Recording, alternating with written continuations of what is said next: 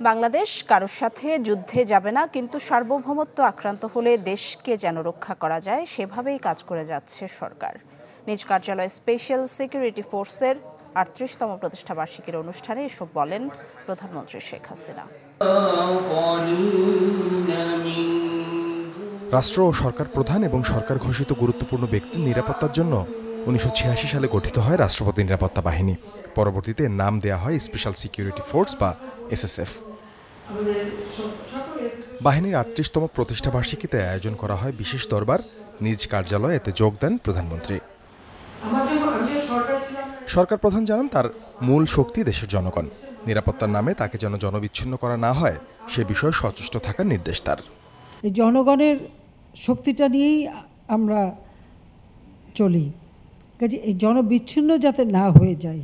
মানুষের থেকে বিচ্ছিন্ন হলে কিন্তু আমাকে আর গুলি বোমা লাগবে না, এমনি শেষ হয়ে যাব। কাজে এরাই আমার প্রাণ শক্তি, এটুকু মনে রাখতে হবে। প্রধানমন্ত্রী বলেন, বাংলাদেশ কাউকে আক্রমণ করবে না, তবে বহিঃশত্রুর আক্রমণ থেকে দেশের স্বাধীনতা সার্বভৌমত্ব রক্ষায় প্রস্তুত থাকতে হবে।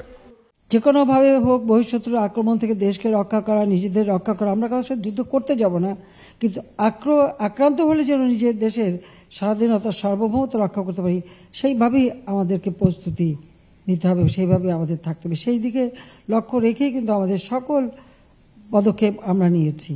আমরা অন্য কারো ব্যাপারে হস্তক্ষেপ করতে চাই না, অন্য কেউ আমাদের ব্যাপারে হস্তক্ষেপ করুক তাও আমরা সহ্য করব না।